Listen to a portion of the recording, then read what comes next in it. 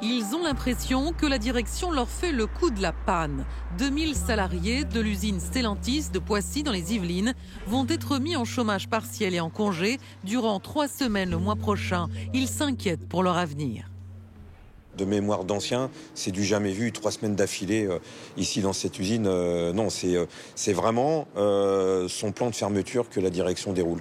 D'autres usines en Europe seront également mises à l'arrêt temporairement, assure le groupe franco-italo-américain qui justifie sa décision par un marché européen difficile. Trop de stocks, des acheteurs attentistes, des ventes qui dévissent. À cela s'ajoute la transition vers le tout électrique qui crispe les constructeurs. Dans les allées du salon de l'automobile de Munich, ils ont reçu le soutien du chancelier allemand. Friedrich Merz appelle Bruxelles à revenir sur l'échéance de 2035 qui marquera le début de l'interdiction de vendre des véhicules à moteur thermique. Nous tenons bien sûr fondamentalement à la transition vers la mobilité électrique. Mais nous avons besoin de davantage de flexibilité dans la réglementation. La montée en puissance des véhicules électriques se révèle plus lente que prévu en Europe, où les constructeurs chinois, innovants et compétitifs, grignotent des parts de marché. Ils multiplient les points de vente et les usines. Notre nouvelle usine en Hongrie est en bonne voie pour démarrer la production à la fin de cette année. Cela démontre clairement l'engagement de BYD à rester en Europe. Alors les constructeurs européens peuvent-ils rivaliser avec leurs concurrents chinois? Obtiendront-ils gain de cause auprès de la présidente de la Commission européenne à qui ils réclament plus de flexibilité dans le passage à l'électrique? L'industrie automobile, Made in Europe, peut-elle se relancer? Nos 3 invités pour ce débat, Yves Cara, porte-parole de Mobilité Club France. Selon vous, la mise à l'arrêt de l'usine de Stellantis, c'est la chronique d'une dégringolade annoncée. Les gens ne boutent pas la voiture, dites-vous, mais elle coûte beaucoup trop cher. Les voitures électriques ne profiteront pas à l'industrie française car ce sont effectivement et essentiellement les Chinois qui en fabriquent. À côté de vous, Diane Strauss, directrice du bureau français de l'ONG Transport et Environnement. Vous êtes par ailleurs membre du Haut Conseil pour le climat. Selon vous, nous sommes à un moment charnière. L'Europe doit reprendre la main sur la politique industrielle, sur sa politique industrielle, avec un marché qui privilégie l'achat de voitures assemblées en Europe avec des composants européens. Et à côté de vous, Daniel Attias, économiste, spécialiste du marché d'électromobilité, comme on dit. Vous êtes professeur d'économie à Centrale Supélec, à Saclay. Selon vous, il faut que l'interdiction des ventes de voitures thermiques avant 2035 et d'ici 2035 soit tenue pour des questions environnementales. La révolution électrique, c'est un bon choix sur le long terme pour nous tous. Et on démarre avec le chiffre du jour, Benjamin. C'est celui de la vente de voitures neuves dans notre pays qui connaît une mauvaise passe, une baisse de 28,7% depuis 2019, ce que vient donc confirmer l'arrêt de l'usine Stellantis à Poissy. On en parlait, Yves Cara, c'est la crise et ça inquiète des gens comme vous qui êtes attachés à la voiture, par exemple. Oui, pas seulement à la voiture. Nous, on prône une mobilité sûre, durable et pour tous. Et elle devient de moins en moins pour tous, avec ces voitures qui deviennent de plus en plus chères, l'entretien qui devient de plus en plus cher. C'est ça qui explique justement cette baisse des voitures neuves, le coût notamment. Le coût et puis l'incertitude aussi. Vous savez, on parle toujours de la confiance des ménages. On est en pleine incertitude. Il y a d'abord eu les ZFE. Qu'est-ce que je dois acheter pour continuer une circulation? Bon, on n'en parle plus. Donc les zones à faible émission, les zones à faible émission dans les voilà, villes. il y a Lyon et Paris maintenant, le reste, voilà, c'est presque morné. C'est ce qu'on avait un petit peu annoncé aussi. Et puis, cette incertitude, dire qu'est-ce que j'achète. Donc, grosso modo, c'est maintenant, j'achète une voiture, je la garde le plus longtemps possible et on verra. C'est pas bon pour même la pollution, parce qu'une voiture ancienne pollue un petit peu plus. Oui. Pour la sécurité, les voitures modernes sont plus sûres. Et puis, pour l'économie en général. Ouais. Puis l'électronique partout, Daniel Attias, qui peut décourager certaines personnes. Avec ce prix, on va le voir à nouveau, le prix des véhicules neufs a augmenté de 7 000 € entre 2020 et 2024, plus 24%. C'est énorme. Comment on peut espérer vendre des voitures en augmentant tellement le prix ? Il y a plusieurs facteurs. Il y a un facteur inflationniste qui a joué sur les composants, oui, ça c'est sûr. Sur les Parce qu'il faut les importer, que ça coûte cher, etc. Voilà, oui, c'est sûr. Alors après, on peut rééquilibrer les coûts à un moment donné, rééquilibrer les prix de vente entre le thermique et l'électrique. Bon, les constructeurs s'y emploient doucement. C'est étape par étape. C'est une longue marche encore. C'est une longue marche. Mais Bon, en même temps, on a plein d'autres possibilités. Il y a quand même du leasing social qui est en train de se mettre en place. Oui. Vous allez peut-être en parler. Qui a été porté par le gouvernement et qui a été pris d'assaut, d'ailleurs. Absolument. Et j'imagine que Diane Strauss, ça vous réjouit quand vous voyez la voiture électrique, mais même aussi, elle pâtisse beaucoup. Les Français n'achètent pas de voiture électrique parce qu'elles sont encore trop chères pour eux. Les Français n'achètent pas de voitures neuves parce qu'elles sont trop chères de manière générale. Et ça, c'est vraiment la résultante des stratégies. C'est spécifique à la France, enfin aux voitures vendues en France européenne, l'Europe. Oui. Ouais. Ça a été vraiment une stratégie des constructeurs européens d'aller construire des voitures très grosses, très chères, très équipées pour un marché de personnes très aisées. Mais maintenant, je dirais, ils payent les pots cassés puisque le marché stagne et que les ménages n'arrivent plus à acheter. Mais c'est vrai pour l'électrique comme pour le thermique. Et au contraire, pour l'électrique, on voit qu'il y a plutôt un rebond parce qu'on est à 20% des ventes en électrique. Si on prend Renault, par exemple, l'augmentation des ventes d'électrique, c'est 50% cette année en 2020. Les voitures électriques, c'est 2% du parc automobile global, c'est pas beaucoup. 2,2%, c'est ça. Mais ça, c'est dû à une évolution normale, qui est qu'en fait, le parc il se renouvelle très lentement. Une voiture, ça dure 15 ans. Donc on va, même en 2035, si on arrive à tenir la date, il restera 70% du parc en thermique. Donc ça va prendre beaucoup de temps, mais c'est une évolution qui va arriver progressivement. Il faut dire, Yves Carra, qu'on ne comprend rien non plus à la réglementation et les bonus. Visiblement, il y a eu 17 changements de bonus en France en 5 ans. Là, vous buvez du petit lait quand vous entendez ça, Yves Carra. Est-ce que c'est une des raisons qui peut aussi, décourager les Français ? Oui, puis il y a plein de personnes qui ont droit et qui n'en profitent pas certainement pour ce bonus écologique. Qui ne le savent pas ? Et qui ne le savent pas, oui, parce que voilà, ça dépend de votre revenu fiscal, ça dépend, etc. Alors, bonus écologique, on y a tous droit. Ça va de 3 000 à 4 200, suivant vos revenus. Et vous avez même 1 000 € si la batterie est produite en Europe. Ce qui n'est pas encore le cas, parce que les 99%, c'est fait en Chine. 99%. Vous savez, avec l'électrique, regardez, encore une fois, peu importe l'énergie, tout ce que les Français veulent, c'est une voiture qui déplace vos enfants, pas trop cher, et quelle que soit l'énergie, on la recharge en 10 minutes, ça nous va. Que ce soit l'électrique, du pétrole, du biocarburant, du carburant de synthèse, franchement... L'électrique et le pétrole, c'est quand même pas la même chose, les énergies fossiles sont polluantes. Oui, tout à fait. Alors, sortons des énergies fossiles, mettons du biocarburant, du carburant de synthèse ou de l'électrique s'il faut, mais... Si vous n'avez pas de recharge à domicile, rouler en électrique ou un minima au travail, c'est compliqué. Et l'erreur fondamentale, pour nous, mais pour les Français et pour les spécialistes un petit peu ingénieurs et les constructeurs, c'est d'imposer une technologie. L'électrique, peut-être dans 100 ou 200 ans, ne remplacera pas le pétrole à court terme à 100% pour les déplacements dont on a besoin. Laissons faire la multitechnologie, les multi-énergies. Laissons voir celle qui va s'imposer et laissons les personnes choisir l'énergie qu'ils souhaitent. Vous n'êtes pas d'accord, j'imagine, Diane Strauss. En effet, je ne suis pas d'accord. Non, déjà, sur l'aspect social, il faut être bien conscient que 85% des ménages achètent sur le marché de l'occasion. Donc, quand on dit qu'il faut une voiture électrique pour tous, en fait, on parle des ménages très aisés et des grandes entreprises. C'est eux qui achètent sur le marché du neuf et c'est eux qui vont vendre ces voitures électriques sur le marché de l'occasion. Donc, si on veut des voitures électriques pour les classes moyennes, il faut qu'on accélère sur le rythme d'électrification plutôt que de ralentir. Ça, c'était la première chose. Après, la deuxième chose sur le multi-énergie, c'est qu'on connaît quand même beaucoup les limites des autres énergies qui sont les biocarburants, l'hydrogène, on en parlera peut-être. Elles ne peuvent pas être mises à l'échelle. C'est vraiment seulement l'électrique qui permet d'être mise à l'échelle. Ça veut dire quoi, pardon, mise à l'échelle ? Mise à l'échelle, ça veut dire qu'il n'y aura pas assez de biocarburant pour tout le monde, il n'y aura pas assez d'hydrogène pour tout le monde. Donc l'électrique, ça reste la solution. La solution qui permet de réduire les émissions. Et en plus, maintenant, c'est même plus une question climatique, c'est une question de souveraineté. C'est est-ce que l'Europe va réussir à produire des voitures électriques, les voitures du futur, sur son territoire ou pas ? C'est ça l'enjeu. Et les grosses yeux, votre voisin. Et juste les minerais qui sont raffinés quand même à 90% en Chine, on les aura jamais, ceux-là. On a quand même des leaders français comme Orano et Eramet. On peut très bien, grâce à une préférence européenne, développer l'industrie du raffinage. Mais ça demande une politique volontariste qu'on n'a pas encore eu sur le sol européen. Et ça va prendre combien de temps, ça ? Attendez, on va continuer le débat, mais avant ça, on va évoquer justement le plan auto en Europe de la Chine avec vous trois et avec Anna. Ben oui, parce que la Chine a présenté il y a 2 semaines sa feuille de route pour les 2 prochaines années à venir, parce que là-bas, elle fait face à des difficultés, un marché intérieur qui est très concurrentiel et une demande en berne, et donc elle veut redresser la barre avec ce plan. Donc en 2025, Pékin prévoit de vendre au total, c'est-à-dire en Chine et à l'étranger, 15,5 millions de véhicules à énergie nouvelle, donc c'est des véhicules électriques et hybrides essentiellement, et c'est 20% de plus qu'en 2024. Mais pour tenir ce cap, eh bien, elle a besoin de l'Europe et donc d'exporter.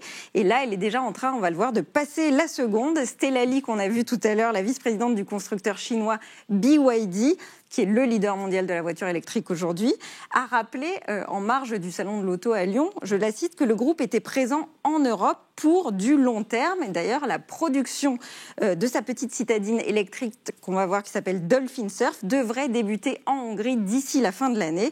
Le fait qu'elle soit fabriquée sur le sol européen, cette voiture, ça devrait lui permettre d'être éligible non seulement au bonus écologique, mais ça permet aussi à l'entreprise de contourner les droits de douane qui étaient jusqu'alors imposés à la Chine par l'Union européenne.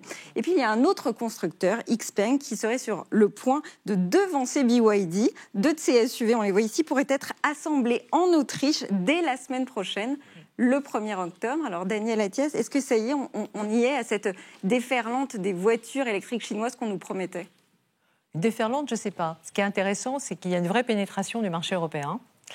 Et ce qui est intéressant aussi, c'est que c'est des nouvelles normes environnementales qui leur sont imposées, qu'on n'arriverait pas à leur imposer en Chine. Il faut savoir que la fabrication des voitures électriques en Chine posait plein de questions en termes de production de CO2, de conditions de travail, etc., etc. Donc ça ne correspondait pas tout à fait à nos normes environnementales européennes.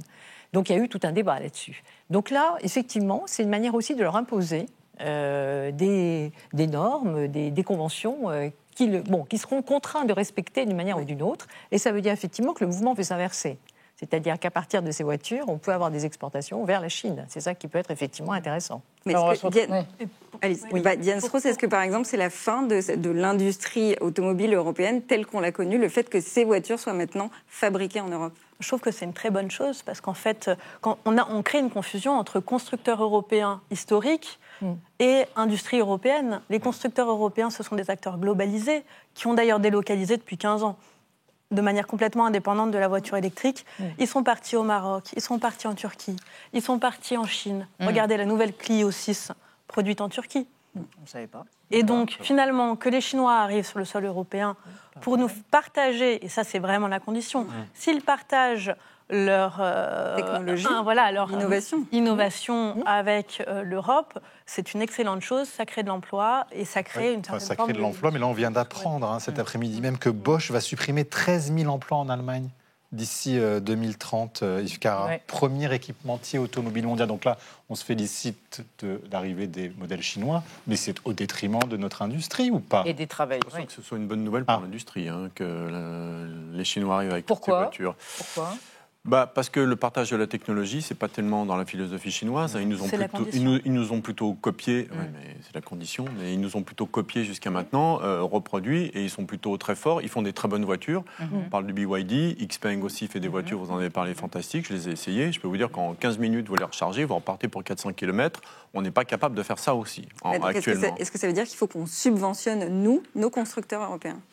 On les subventionne déjà un petit peu, parce que de toute façon, le bonus écologique, tout ça, c'est des subventions. Encore une fois, c'est de la respiration artificielle pour l'électrique. Si l'électrique était vraiment plébiscité par tous les Français, si ça correspondait, encore une fois, il faut que ça corresponde vraiment à notre usage. Je vous assure. Il n'y a pas assez de recharge, par exemple. C'est des problèmes très concrets et techniques, mais il n'y a pas assez de recharge. En itinérance, on peut recharger. Vous faites un Paris-Lyon, un Paris-Marseille. Si vous ne voulez pas le faire en TGV, vous le faites en voiture électrique. Vous avez des recharges.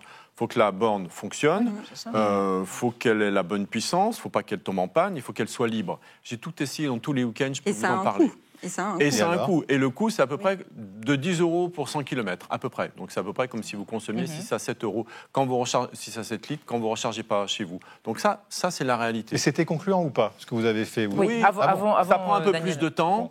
Mais alors c'est quoi le problème ? Le problème, c'est que d'abord, ça coûte à peu près aussi cher que le thermique, 6 à 7 litres à la consommation. Quand vous ne rechargez pas chez vous, il faut que la borne... Dans les grands départs, c'est compliqué. Moi, je suis arrivé à des bornes, elles étaient... les 20 minutes que je devais prendre pour recharger, ça s'est transformé en 1 heure parce que les bornes étaient prises. Donc il fallait que j'attende qu'elles se libèrent, c'est tout. Réaction de Diane Strauss et après Daniel Attias. Oui, l'itinérance, c'est-à-dire rouler et se recharger sur l'autoroute ou en dehors de chez soi, c'est quand même assez rare parce que finalement la majorité des trajets sont pendulaires autour de chez soi à une centaine de kilomètres et la recharge à domicile est vraiment très intéressante économiquement. C'est vrai. Donc si le prix des voitures diminue et qu'on peut se recharger à domicile, les Français s'y retrouveront sur leur porte-monnaie à terme. Et puis, ça nous permet aussi de sécuriser quand même la question de la volatilité du prix du pétrole, qui est une question qui se pose à l'heure actuelle avec l'instabilité géopolitique. Alors, il y a une borne temporelle aussi, en quelque sorte. C'est 2035, fin de la vente de voitures thermiques. Est-ce que c'est une échéance jouable? Pas pour Luc Châtel. Écoutez le président de la plateforme automobile qui représente la filière automobile française. C'est un peu l'instant de vérité pour l'industrie automobile européenne. Pourquoi ? Parce que la question qui se pose, c'est peut-on concilier agenda climatique et pérennité de notre industrie ? Il est en train de se passer la disparition possible de notre industrie européenne. Nous ne tiendrons pas les engagements de 2035. Donc sur la fin de la vente de voitures neuves thermiques, je précise, Daniel Attias, 2035, c'est pas jouable ? Si. Alors, pourquoi ? C'est jouable parce que après c'est une histoire de volonté politique, de stratégie à l'échelle européenne, de stratégie des constructeurs. Elle était enclenchée. Elle était enclenchée. Moi, je pense qu'on a quand même tous aujourd'hui une conscience écologique et environnementale qui est assez forte. Et je pense que les pouvoirs publics peuvent y contribuer. Alors, moi, je suis pour aider les constructeurs. Et de les aider à passer. Plus que les consommateurs, du coup. D'abord les constructeurs. Absolument. Donc, ce qu'on donne aux bonus, on le donne aux constructeurs. Oui, avec quel argent, par exemple, en France, sachant que... C'est vrai. L'argent vient à manquer. Alors après, c'est des choix budgétaires, de réorientation ou autre. Moi, je rappelle souvent que les grands lieux où il y a eu des progrès fantastiques en termes d'électrification, c'est la Chine, c'est l'Asie et les États-Unis. Bon, les constructeurs ont été largement subventionnés. Ce qui n'est pas notre cas. Nous, on fait une politique de la demande, c'est-à-dire qu'on aide le consommateur. C'est ça. Oui, c'est un choix. Donc ça veut dire que si on met l'accent là-dessus, si on les oblige aussi, on les contraint par rapport à ça, à vendre des voitures moins chères, c'est-à-dire à baisser leurs marges, parce que quelque part, la question de la baisse des marges se pose aussi. Les marges sont quand même assez confortables aujourd'hui sur la plupart des gammes de produits. Alors Yves Cara, leur faire baisser leurs marges et conditionner ça à des aides, qu'est-ce que vous en pensez ? C'est faisable, c'est envisageable ? Nous, on pense aux Français qui ont besoin de rouler. Et ce n'est pas aux politiques d'imposer une technologie. Les politiques imposent un agenda. L'ennemi, c'est le carbone, c'est pas le moteur thermique. On vous impose un agenda, vous vous débrouillez par la technologie et, in fine, les consommateurs choisiront. C'est ça la réalité. C'est pour ça que la discussion de 2026 a été avancée à 2025. La clause de revoyure. Pour la clause de revoyure, parce que c'est tellement la panique que la coque, il y a des trous dans tous les sens, ils sont en train d'écoper, qu'il faut faire quelque chose. Voilà, ça a un sens quand même. S'il l'avance, c'est bien qu'il y a quelque chose qui ne va pas. Certains vous diront que c'est le lobby automobile, justement, qui fait pression. Mais vous savez, le lobby automobile, il n'a pas été bon. Parce que s'il avait été vraiment bon, il donne des centaines de millions à des lobbyistes, on n'en serait pas dans cette situation. Ils auraient fait comprendre que l'ennemi, encore une fois, c'est le pétrole et pas le moteur thermique. Sortons du pétrole. On sait mettre n'importe quoi comme carburant dans un moteur thermique, autre chose que du pétrole, pour créer une étincelle, faire redescendre un piston. C'est facile. Moi, je roule au superéthanol en hybride, je peux vous dire que je ne pollue quasiment pas. Donc on sait faire. Donc si on avait, au lieu d'imposer une technologie, proposé un agenda raisonnable, on n'en serait pas là. Vous qui êtes membre du Haut Conseil pour le climat. Donc je parle en tant que directrice de transport et environnement, mais du point de vue très, très physique, je dirais les biocarburants ont beaucoup de limites environnementales, polluent à peu près autant que les fossiles et utilisent de l'eau, des engrais azotés, donc on n'est pas du tout sur l'alpha et l'oméga de la décarbonation. On pourra en discuter, ça. Il faut absolument garder le cap sur 2030. Ça veut dire carbone qu'il absorbé. pollue. Parce que le carbone qui est absorbé pendant qu'on cultive un petit peu ce qu'il faut pour le biocarburant, pour le superéthanol, pour les betteraves, tout ça, ça doit être pris en compte aussi. Oui, mais en fait, ce qui se passe, c'est que l'huile que vous utilisez avec les biocarburants, c'est de l'huile que vous n'utilisez pas dans la nourriture ou pour l'alimentation animale et qui va finalement être dérivée de l'huile de palme. Aujourd'hui en France, le bioéthanol, par exemple, n'est pas du... Aujourd'hui en France, Téléphone Bioéthanol France, c'est pas du tout en concurrence avec la nourriture. 70% de notre bioéthanol est importé. Diane Strauss, pardon, mais sur les 2035, vous pensez que ça a été arbitrairement décidé ou pas ? Ou est-ce que c'était sur un coin de table et on n'a pas pris en considération les attentes des gens ? Non, mais il faut absolument garder le cap de 2035, ou au moins le signal investisseur sur l'électrique. Ça, c'est vraiment fondamental. C'est-à-dire que là, on est vraiment à un moment charnière. Croisée des chemins. Croisée des chemins. Pourquoi est-ce que les constructeurs demandent l'avancée de la clause de revoyure? Parce qu'ils sont à un moment où ils peuvent investir. C'est le moment où ils doivent décider de leur nouveau cycle d'investissement. Alors, est-ce qu'ils investissent dans la nouvelle Clio thermique en Turquie ou est-ce qu'ils investissent dans l'électrique en Europe? C'est ça la question. Est-ce que la solution, ce n'est pas les hybrides? Alors non, la solution, ce n'est pas les hybrides, parce que les hybrides, ce sont des voitures thermiques très efficaces. Mais en fait, quand vous regardez sur la route, elles polluent 5 fois plus que ce qui est annoncé au moment de la vente. Donc c'est vraiment le prochain Dieselgate, hybride, vraiment. Ah bon? Oui, alors, rechargeable. Ah, rechargeable. Alors attendez, on va vous soumettre une archive. Sauf si vous mettez autre chose dans le réservoir que du pétrole. Je vous sens nostalgique, vous. Donc regardez, c'est une archive. On retourne à Poissy dans les Yvelines, mais on est en 67, en pleine 30 glorieuse. La bagnole règne sur la France et l'ancêtre de l'usine Stellantis tourne à plein régime. L'importance de l'industrie automobile se traduit dans ses chiffres de production et d'exportation. Pour leur part, les usines de Poissy ont produit en 1966 286 600 voitures. Elles en ont exporté 139 500.